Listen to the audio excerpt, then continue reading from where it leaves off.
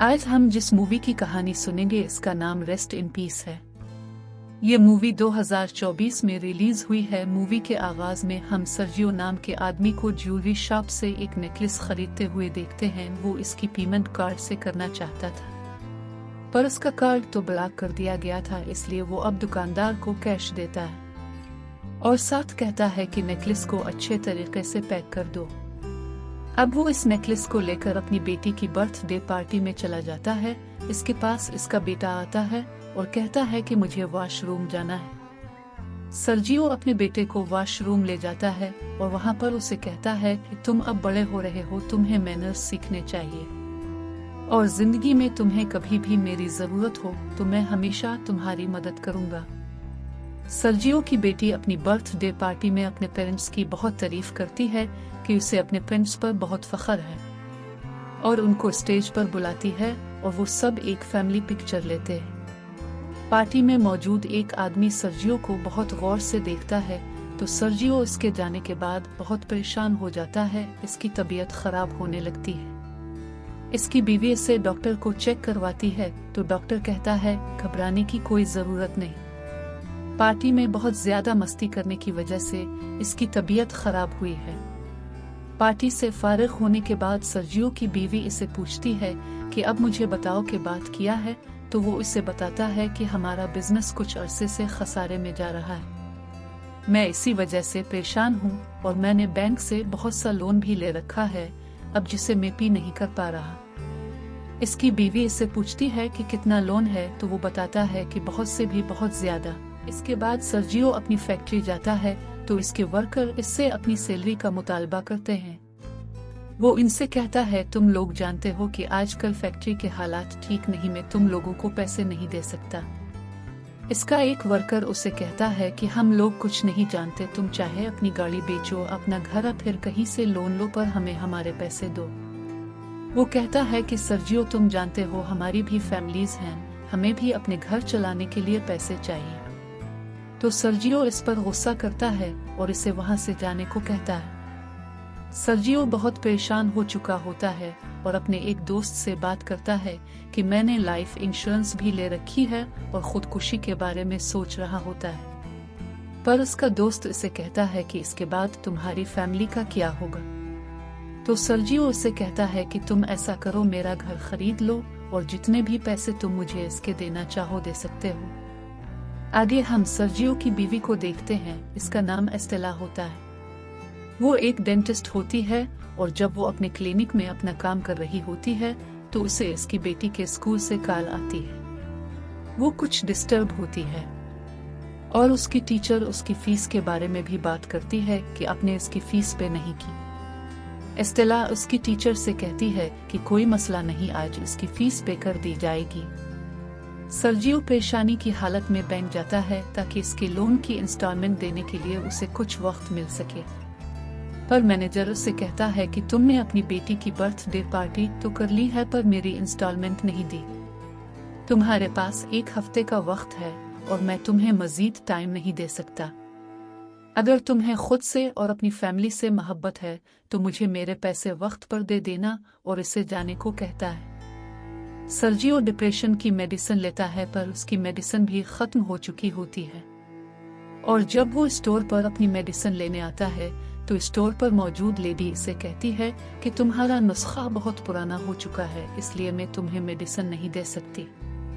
लेकिन इसके गुस्सा करने पर वो लेडी इसको मेडिसिन दे देती है।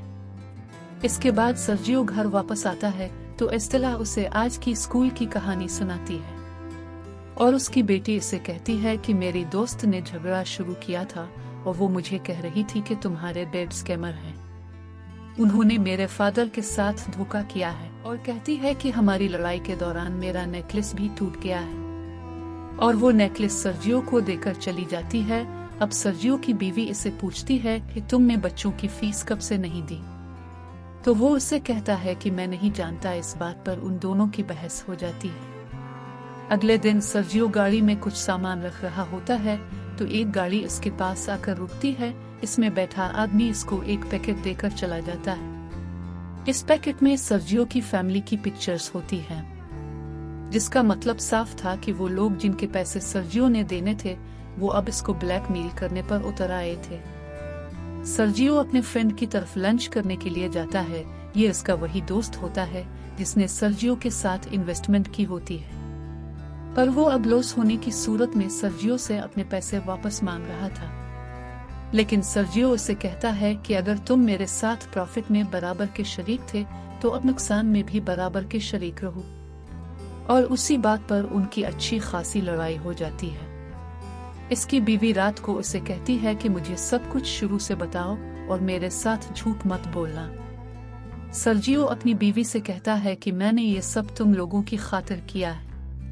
अगली सुबह सर्जियो सबसे पहले अपनी बेटी का नेकलेस ठीक करवाता है और जैसे ही अपनी गाड़ी की तरफ आ रहा होता है तो रास्ते में बम ब्लास्ट हो जाता है।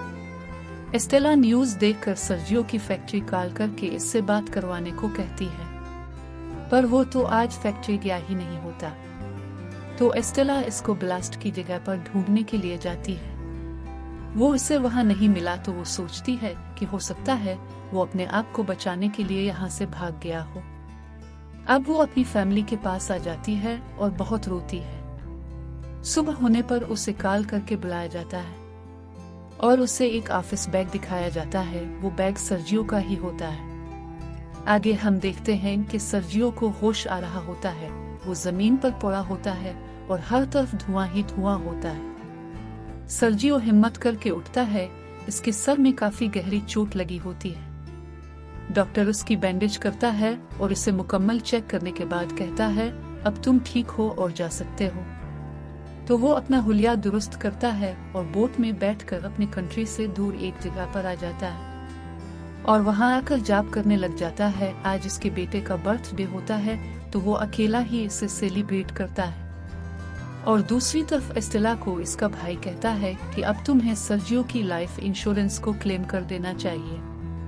तुम और कितना इंतजार करोगी, बेहतर होगा तुम हकीकत को तस्लीम कर लो।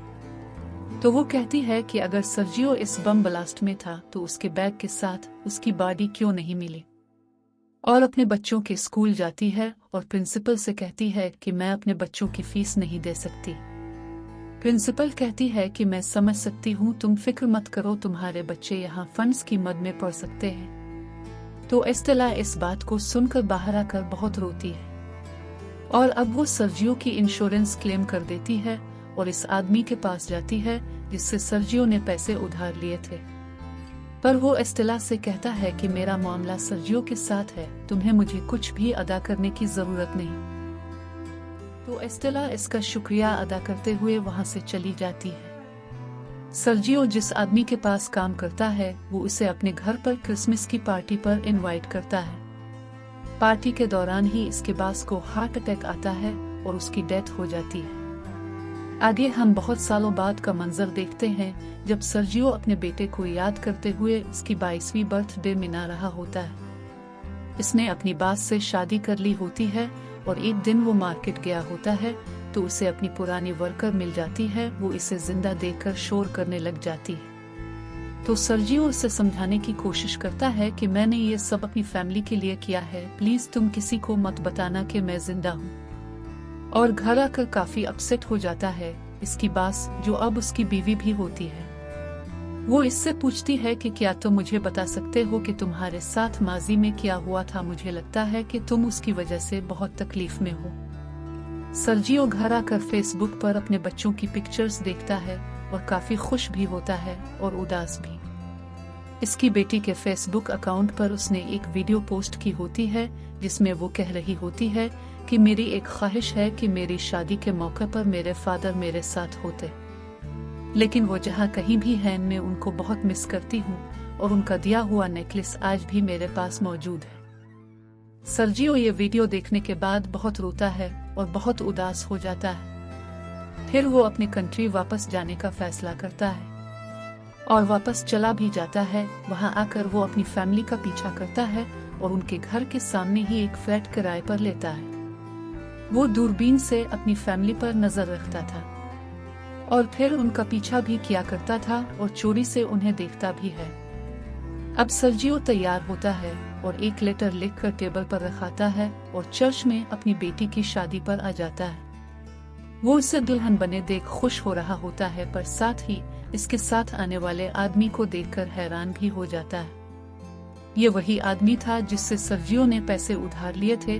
वो इसे देखकर गुस्से में आ जाता है और फिर वो अपनी बीवी को भी इसके साथ बहुत खुश देखता है, तो बाथरूम में आकर अपनी पिस्तौल निकाल लेता है और जब उसे गोली मारने लगता है तो इसका बेटा वहां आ जाता है, जिसकी वजह से सर्जियो ऐसा कर नहीं पाता। सर्जियो अपने मुंह पर मास्क पहन लेता है और बहुत शराब पीता है। इसकी बीवी भी इसे देख लेती है और उसे ऐसा लगता है कि ये सर्जियो ही था, तो वो वहां से बाहर आ जाता है। एस्टेला भी इसके पीछे बाहर आ जाती है और पीछे से इसका दूसरा शौहर आकर सर्जियो को गोली मार देता है और वो मरते वक्त अपनी बेटी को ही याद कर रहा होता है। इसके साथ ही हंसते हंसते इसकी जिंदगी की शाम हो जाती है और ये मूवी यहीं पर खत्म होती है।